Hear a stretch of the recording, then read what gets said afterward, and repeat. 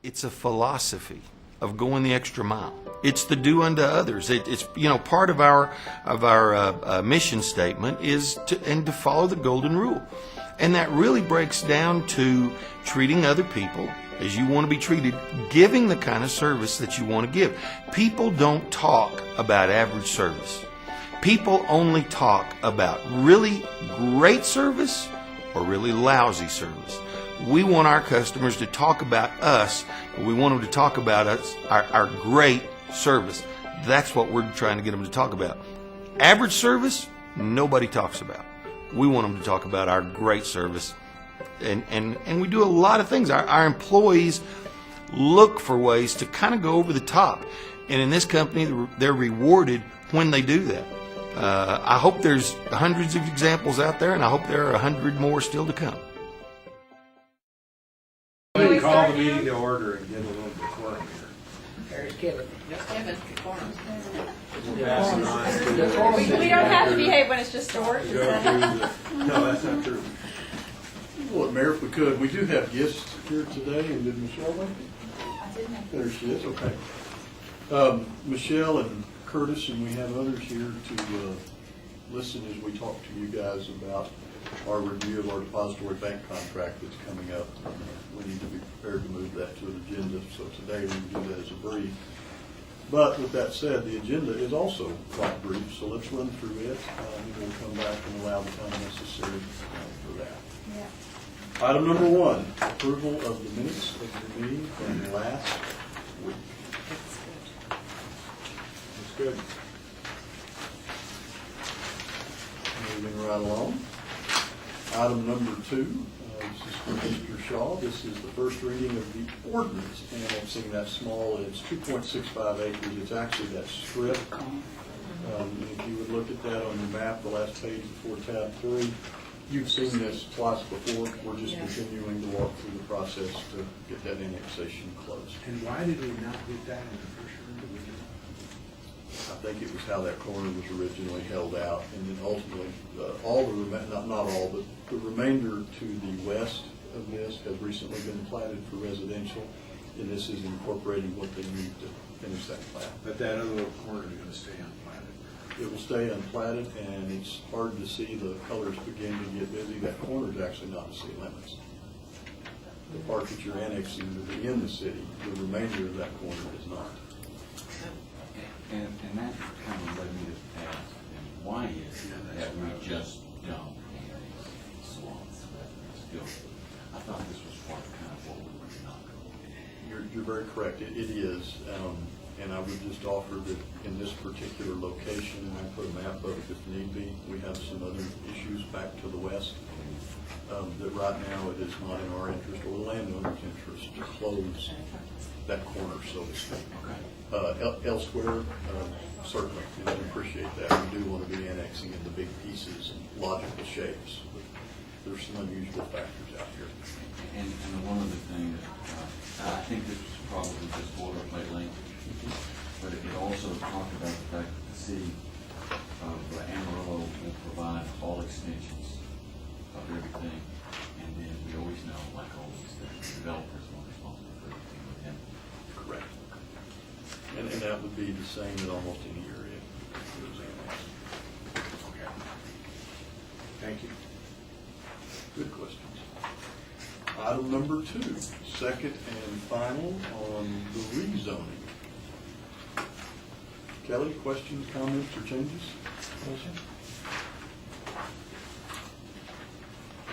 Mayor, Commissioner?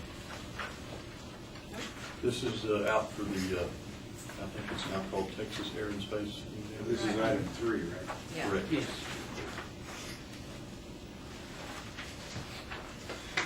And Commissioner, this is the one where Kelly and his staff added that corner that otherwise would have become a hanger-on that we would have to pick up later.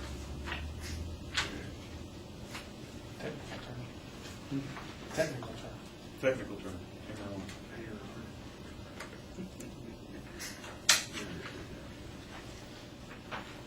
Questions on item number 3? Item number 4, resolution calling a public hearing. So we'll be setting the date and time. We've written this slightly differently. We've gone ahead and put the property address in the caption, that being 910 Northwest 19th Avenue. Had a request to start including one photograph of the front of these properties even when we do the separate date. I think that's a good idea. We obviously didn't get it done for this one, but we will in the future. And it's for Jan 25th still? Yes. Yes. Okay. Yes, June 25th. Okay. That's a 3 o'clock. That is a good thought. Questions on the resolution setting the date? Item number 5, consent agenda. I have 2 on here today. Item A, award water transfer pipeline engineering services. This is one of the 2 projects that was in the paper a while back. The Water Development Board had approved the city for funding very favorable rates for the planning phase. Now, planning phase in their terminology does include your engineering, your plans, and your specifications. This is a project that you guys have seen. It's been in the out years of our capital improvement program, and this is bringing a direct pipeline from the new high-service pump station at Osage all the way over to the Arden Road pump station, and that takes care of that pressure plane both today and in the future. That's a large pump station. That pump station can be expanded, but we can't expand it until we feed more water to it, and that's what this ultimately will result in.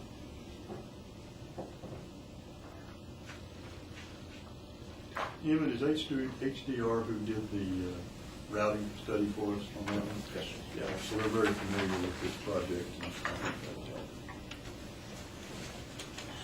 And Jared, just a reminder, next week we'll actually have the bond issue, 2013 bonds, on your agenda for approval that will fund this project.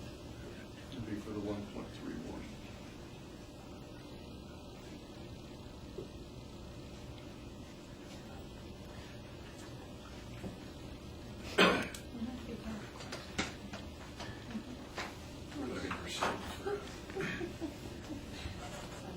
Item B, annual contract for oils and greases.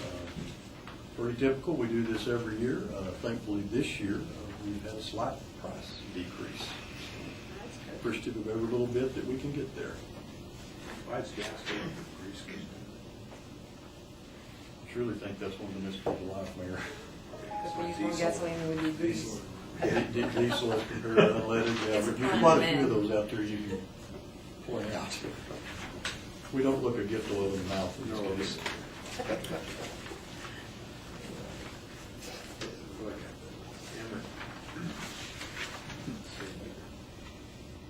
Okay, we'll finish your regular meeting today with 2 presentations. Item number 6, presentation on Every Drop Counts. This is the monthly presentation to catch us up on where we stand with our water use and our conservation efforts. We will continue doing this likely at least through September, if not through the 1st of October, just based on water use. So Mr. Autry will have that for us. Item number 7 will be the final presentation today, and that's just going to be a brief slideshow, a little bit of discussion that we would like to get out talking about the storms we had last week. Some of the things that we'll cover, of course, what happened. We've got some radar loops and some things like that. Talk a little bit about the damage that the city sustained, a little bit about the damage that the private parties sustained throughout that. Kevin and Maribel will also discuss just reminders and suggestions for people as far as number 1, preparedness. Have a plan, think through your plan, be ready for your plan. And number 2, awareness, how to keep that information flow up when something starts going. And for us, we've got a multi-layered system starting with those outdoor sirens, but ultimately in your house, probably the most efficient, least expensive, and maybe one of the more reliable means are the NOAA weather radios that can be programmed to your unique area. And all of those will run on a battery, and they'll run well through an event, even if you lose power. So Well, they will scare the hell out of you, though. they will wake you up. Yeah. How do they work underground in basement? If that aerial can get a signal, they've got a test feature so you can find out beforehand if it's going to work or not for you. But you say inside the shelters, once you're in there, you're probably not gonna get it. Some of the cell phones may not work in those concrete shelters. Just going to depend on how they're we'll talk about that. Building safety will talk a little bit about helping people as far as expediting roofing permits and what they need to look for. Do we keep a log of where those are? People can voluntarily submit some for search and rescue. They know where those basements are. We have a, I don't know that I'd call it comprehensive, we have a substantial list of where shelters are. All of the shelters that were purchased either through the PRPC or through the city of Amarillo 5-6 years ago, when we had the rebate program, all of those were actually GPSed once they were installed, and they're in one of our layers. But we, through building safety, do we keep any active list of basements and things where people, because our neighborhood gathered in one basement under 15 of us under a staircase. No, And a dog. and Mayor, it's probably a good point, if you feel free to make that when we get out in the open meeting, as we were coordinating with each of y'all when that began to get going. The mayor went to another location than where I thought he was, but then he said, this is where I am and this is how many people are here. And we just made a quick, note of that, so that was a good deal. Do we keep a running list of all the basements? No. The folks that have chosen to register with us are in a list, but that list is maintained through emergency management, not through building safety. What percentage of homes do you think is roughly basements? Well, I think it's 2%. 5% here. Is that true? But even with old homes, I mean, my view is, if people could voluntarily submit it, I just don't know. I think it'd be a good resource to have. It very well could be, and if they would like to submit that to emergency management, so we've already got the layer with a lot of that in it. There's a company here that asked me about it. It has nothing to do with storm shelters or anything, but they might support an effort to fund building a log. Jeff Mitchell asked me. The work to create that's already been done. It's just a matter of populating it. Maybe we could get some assistance doing that and get public support. So you had in all the stores, submit your deal. Yeah, You wouldn't be opposed to us. absolutely not. Yeah, heaven forbid you end up in something like El Reno or more. Well, some other kids called me. This was, it was a scouting deal, but they were wondering how you keep track of that. We'll also talk, I'm sure all of you guys have been contacted, certainly we have, about the concept of public shelters or community shelters. And on its face, it's a great idea. It has some logistical challenges that pretty much proven to actually be more dangerous. We think that's what happened in El Reno. In El Reno, yes, a lot of people got out to get away and they got trapped. Trapped in the traffic. And they couldn't move. But the community-style shelters, certainly for something that happens after hours, number one, we don't want to put a lot of people on the street going somewhere, and number two, how do we know that that location is going to be open when they get there? Sure. And you very well could have put a lot of people in a concentrated area that were in danger. And there's other issues with it as well. 16 minutes warning isn't enough to get loaded up, go, and get dispersed into the center. And that's that preparedness talk. You need to have whatever it is you're going to do to take care of yourself and your family, have that in your mind before something starts. And make up your mind and do it. And 16 minutes warning is more warning than typically, provided once that stuff starts. The national average is 12 minutes. The other one that I had very specifically, they were calling the mayor a lot, but I had a person calling really complaining that if there was problems under the freeways, the cars all jammed underneath there would cause problems for transportation, for getting through, for access. Mhm. And is there anything we can do to discourage that when people, twice in a week, every freeway was Every jammed with underpass. cars, every underpass. And if there was a dislocation or, in Washington where there was flooding, now it certainly wouldn't happen where they were parking their cars maybe, but I think it could sure impede emergency vehicles getting through. Or they actually block it. They pull up everywhere. They pull up on the embankments, they pull down. If you haven't gone out and seen it, it's a real, it's unbelievable. Just because that's all that's left. But is that something we should actively discourage or tell, or is it I something? think we can sure mention it. It's become a pretty basic human behavior, and I don't know. In Amarillo, not everywhere. It's very common in Amarillo. In fact, it'll start several hours before the storms. And what it generally is, I think, is people wanting to shelter their vehicles from hail. Yeah. I think most folks have learned that being under those overpasses is not protection from tornadoes like was once commonly thought. Well, didn't we lose people in Oklahoma who were Yes, swept some. around in Randy's ditch? I was in Oklahoma. Where She you, knows, yeah, Yes, she's I was on the highways. It was hitting El Reno and all that where were you? on the west side of Oklahoma City. Really? On I-40? Past El Reno? Mm-hmm. Were you to El Reno yet? No, well, I wasn't going that way. We turned around and went the other way. We were out running the. Smart move. Well, if She you made look and find some of the. Glad you're here, though. Obviously. Still in. And those people were just trying to get the heck out of Oklahoma City, and they jammed the highways. Oh. Well, so Not a now- good idea. You're in a car, Mhm. which is not a safe place to be, and you're stationary. So you've taken away the one advantage of that car, you're no longer mobile. That's right. So now it truly becomes a mess. Human nature being what it is, you know, we could suggest, we could, you know, print it, but people are still gonna do what they instinctively want to do. Frida and I and Jack Daniels were going over to Lenny Sadler's basement. We have that note in the GIS. Can you like show up at like 2 in the morning and stuff? Sure, we got a key to his house. Really? Yes, sir. Trusting next door neighbor. You're listening.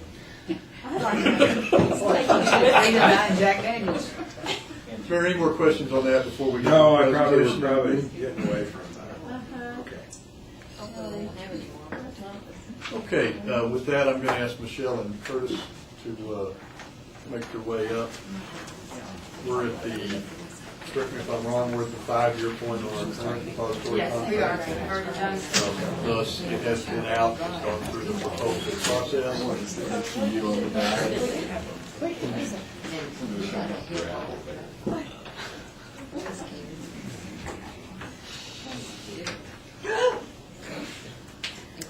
Is he that scary? Well, he is, but I was backing into it. Michelle and Curtis and their staff have conducted the request for proposals. Those are in, have been evaluated, they've been graded.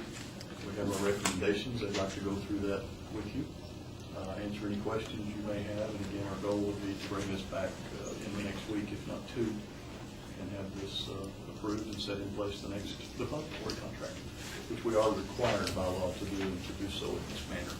A lot of stuff about collateralization, security. I'm making up big words, so now it's y'all's turn. Plus collateral is important. Pledge collateral. We just finished, we had, it was a 3-year contract, 2 1-year options, and Bank of America was our depository. We just went through a review process, and we had 3 very competitive proposals submitted. Bank of America, Amarillo National Bank, and Wells Fargo, and they were rated very closely. We had 3 people review it, myself, Curtis Bainham, everybody's met Curtis, right? Sure. And, His name's on our check. oh, yeah, he's very important. And Trent Davis, our purchasing agent, was our 3rd reviewer, and it was unanimous, we all had Bank of America as our #1 proposal. When you looked at just the net cost, because there's kind of 2 pieces to this now, we have our service fees for our depository, but then we also have accounts earning interest, and we have one account in this case that has an earning service credit, which unfortunately is one of our highest yielding assets. It's earning, through this proposal, would be 40 basis points, and that offsets our fees. So our net cost, when you look at both of those factors, Bank of America was our lowest proposal, looking at the total cost less any earnings, anticipated earnings.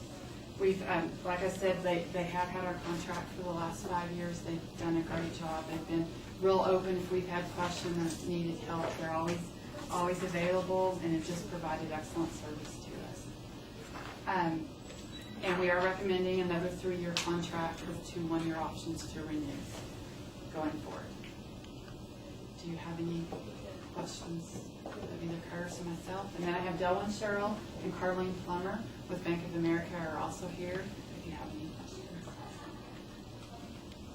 Dell and Carlene usually fly, once a month or so, and we meet with them about any problems we're having with our software or any issues we may have or concerns we have with any of our accounts. Are really good to work with. How many ACHs do we typically do in a cycle? Well, with a payroll cycle, that's one big one, but it's significant. It's like 1,500 or so. Just on Just on payroll. To direct deposit. But we also have the, We do a lot of direct deposit to our vendors as well, through a program that, through their product that they have, where the vendor can sign up for an ACH. And the beauty part about their product is that we don't maintain any of the vendor's account information or bank account information. It's through a secure site, so that the city is not liable or responsible for those bank account numbers or the security of those bank account numbers. We transmit through their system, and it funds their account on just regular vendor payments.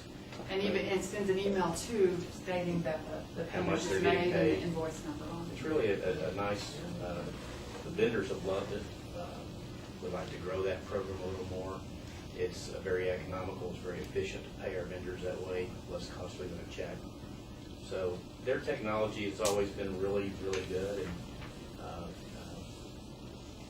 and numerous staff in accounting use this software to reconcile the bank statements. Is there any chance to let our consumers use it, water bills and other things? We use it in my business, and it's phenomenal how easy it is. Through our water bill program, we have numerous ways that they can pay electronically. They can come in and sign up for draft, for bank draft. They can sign up through e-bill. And they can pay check-free. United will take your water bill payment. So we have a number of ways that they can pay electronically. This particular product I mentioned, it's not for the consumer side, it's more for the commercial side. But we also have a separate software called RPO through Bank of America that you can pay electronically, or it takes in the telephone calls too, because we still get a lot of phone calls, people wanting to pay with a credit card, phone call, and so they can do that with us.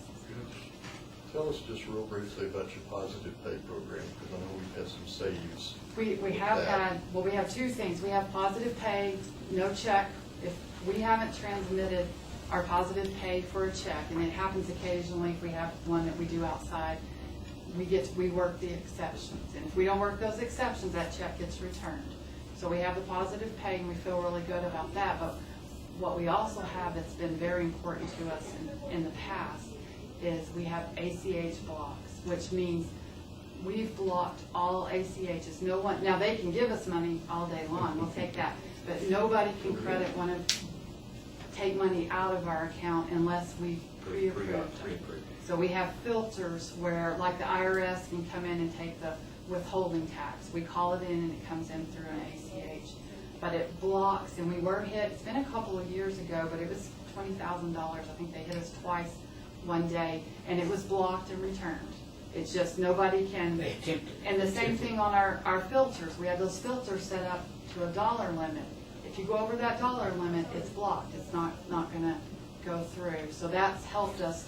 We had, and it's been a few years, I'm starting to be like Dean, it's either been 10 years or 1 year, it's a blur, but we 10 had plus, a I think. person take a city check and write, it was kind of a nasty note, and took it out, made copies of it, and took it out to, I think it was the mall, and put it on windshields.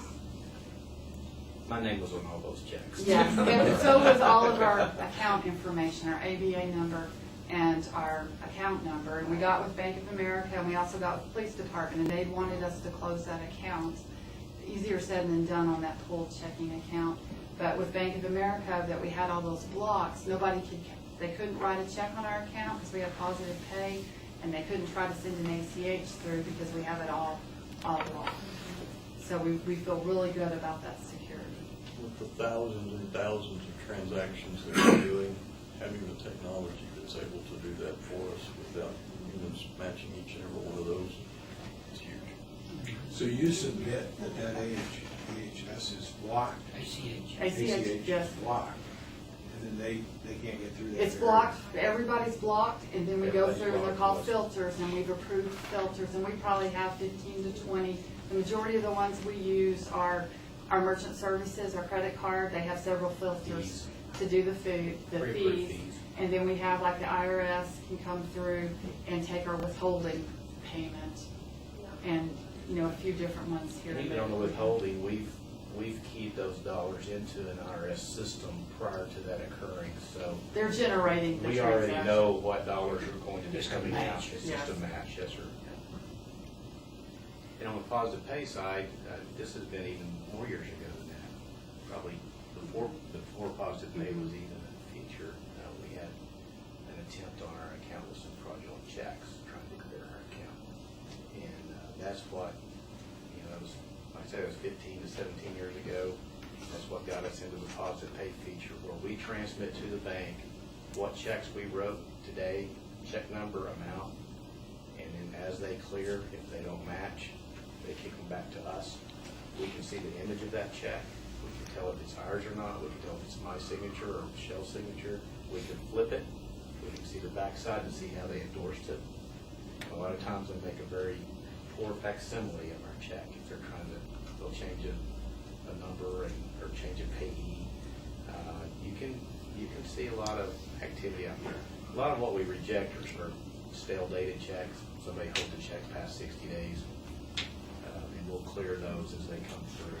A vendor might hold a check longer than 60 days. Their system catches that, says this is a stale dated check. What do you want to do with it? Do you want to return it for fraud? Do you want to replace it? And we have, we get to make that decision up front. About how much money does the depository contract represent?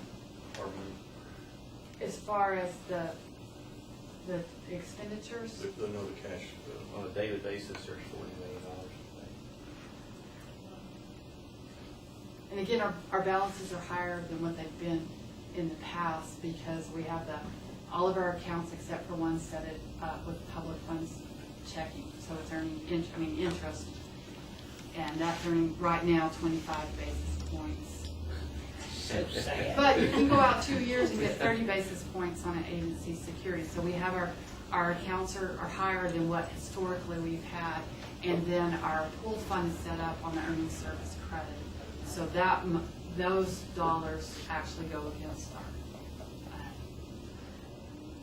fees that we have. They would offset that.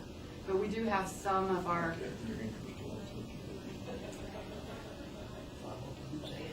So it's just how that's changed in the last 5 years, and the bank has worked with us and been willing to add additional pledge collateral, because all those dollars, we have a pledge collateral assigned to us. We have a tri-party agreement with Bank of America. 25%. It's, I think it has to be 102, but what they've been real good about is giving us a set amount. I think we have about $46 million, and it's in a Federal Reserve account. And again, we have a tri-party agreement, so Bank of America can't turn around and take that out without us approving it, and that's to collateralize all of our deposits.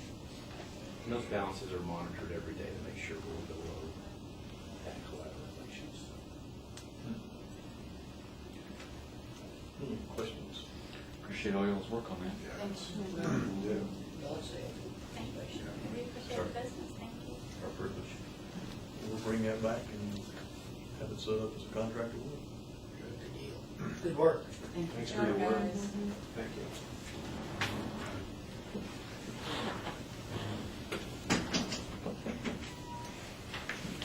Mayor, if we could, I'd ask that we move to a closed session.